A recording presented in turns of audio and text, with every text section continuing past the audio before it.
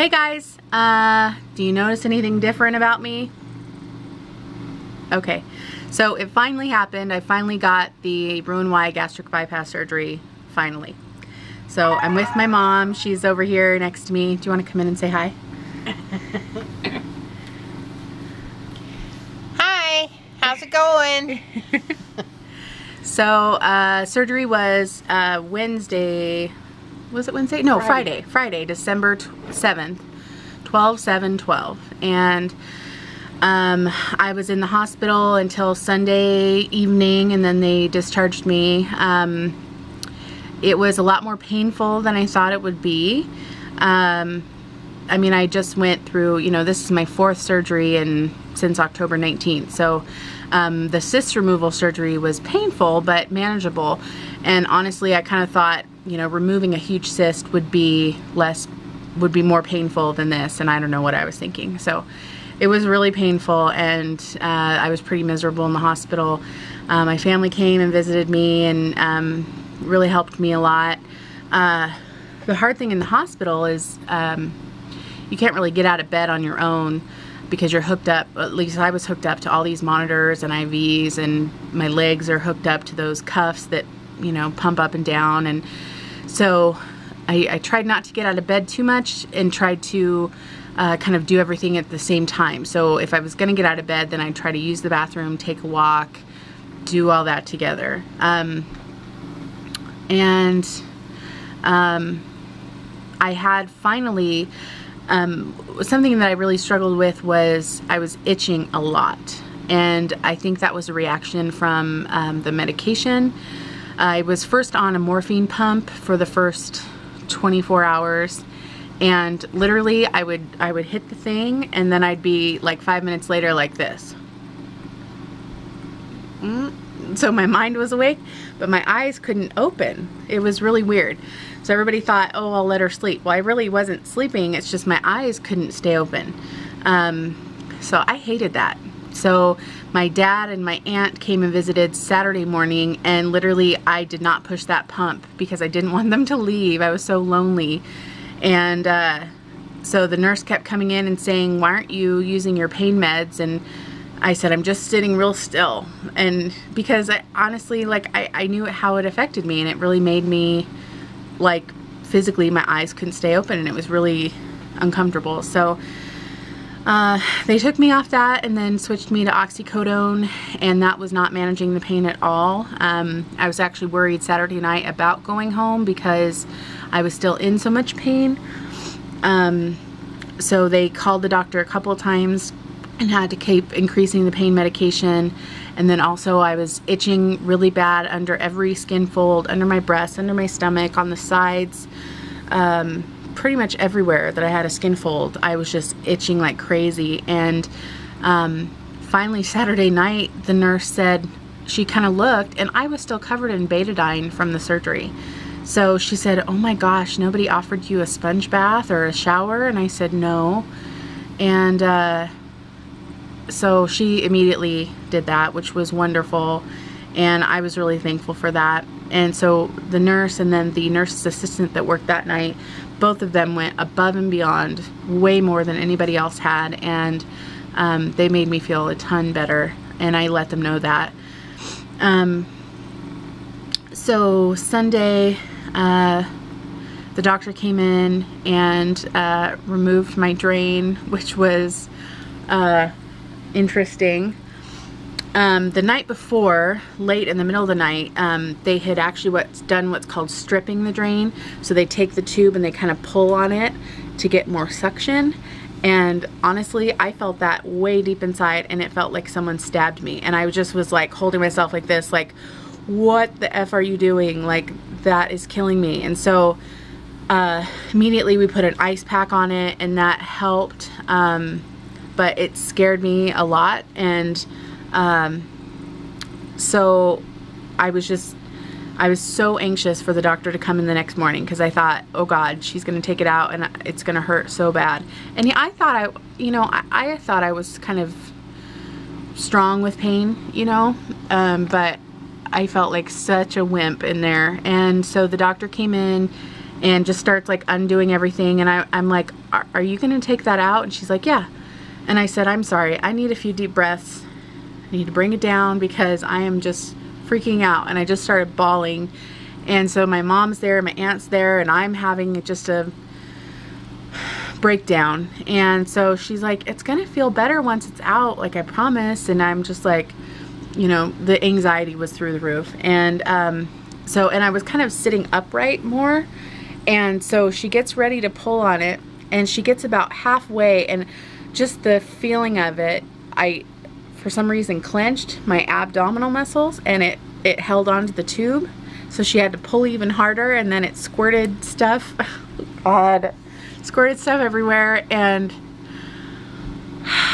she's like, it's out, it's out, it's out, it's out. And so all of us were just, I was just bawling after, just because it was over, and what an experience that was. You know, I wouldn't say it hurt. I mean, it did kind of hurt, but the anxiety was making it 100 times worse. So, and she's right, it does feel better now that it's out.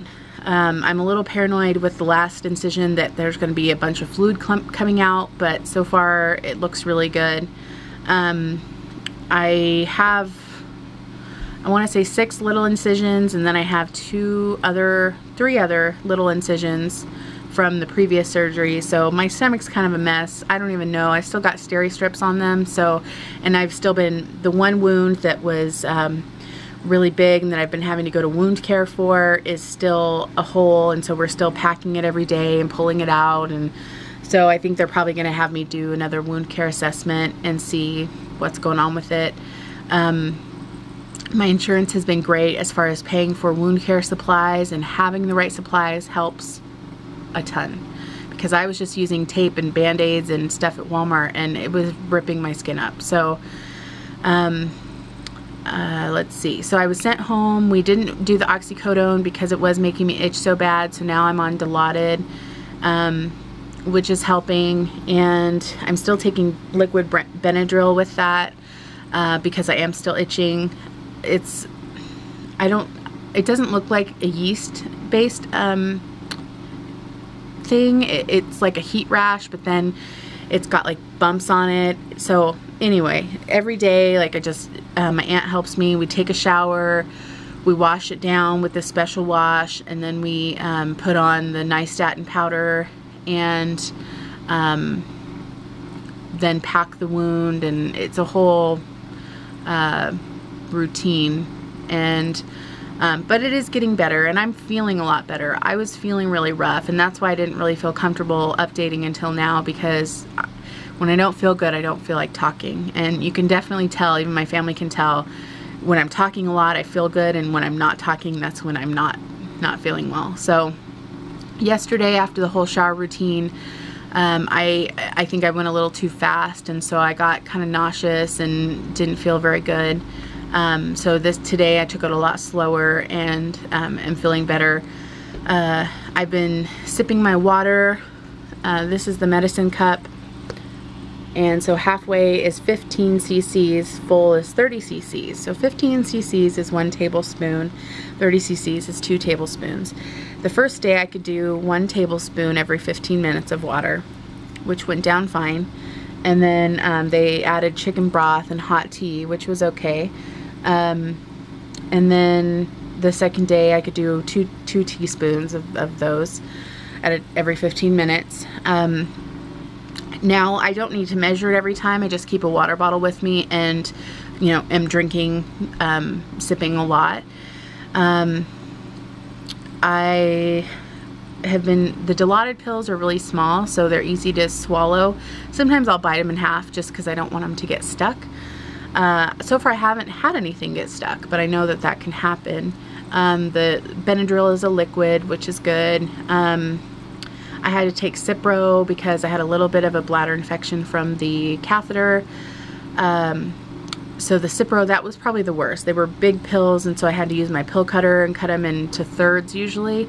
And they taste terrible, really bad. So, but I only have 1 left, so that's great. Trying to think of what else I've been taking.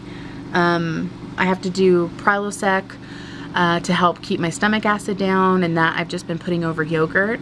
Now that I'm home, I'm on what's called the stage 2 diet, where I drink protein shake or have a quarter to half cup of yogurt, or I can have, a quarter to half a cup of strained cream soup. So yesterday I took a can of soup and I have a little strainer, and I just strained it over the bowl and filled 2 small bowls and had those for a meal, lunch and dinner, and that went down great, tasted great. And I mean, I'm not really hungry. I kind of have like a little bit of like food fantasies. You know, every other commercial, I swear, my mom and I watch TV, every other commercial is a food commercial. So I just kind of deal with it at this point. And I did have a dream. I haven't told my mom about this, but I had a dream last night that I went to a buffet with my whole family, and every time I went to get food, I would have a whole plate of food and something would happen on the way back to the table. So either I would trip and the food would fall down, or someone would bump into me, or something. So every time I got back to the table to sit with E, I had no food. And you know, obviously that's something in my mind, you know, I'm not going to dwell on that dream. I mean, oftentimes I've had to do the bowel prep and the clear liquids, I do have food dreams because food was such a huge part of my life. And it just is what it is. So, yeah, I still feel like I can't believe it actually happened, because this has been such a long road. And I'm so thankful that I get emotional sometimes thinking about it. So I'm really happy, and I'm happy that I'm feeling better finally. My mom and I are getting ready to go run some errands now, and I have an appointment, a surgery follow-up from surgery number 2, the cyst removal, with my GYN doctor, surgeon, today at 1:30. So we're getting ready to go do that. And TMI, I'm sorry, but I know people talk about this. Sometimes surgeries can have you have a period, and I haven't had a period for well over a year.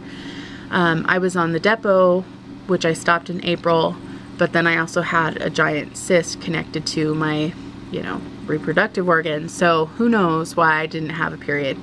But yesterday I started a period. So I know it's not something to necessarily celebrate, but it feels good, because it feels like maybe I'm getting back to normal. So I'm going to talk to the GYN surgeon about that too. But anyway, I guess that's it for now. I will update again in a couple days, most likely. If you guys have any questions for me, let me know, and I'll see you soon. Okay, bye.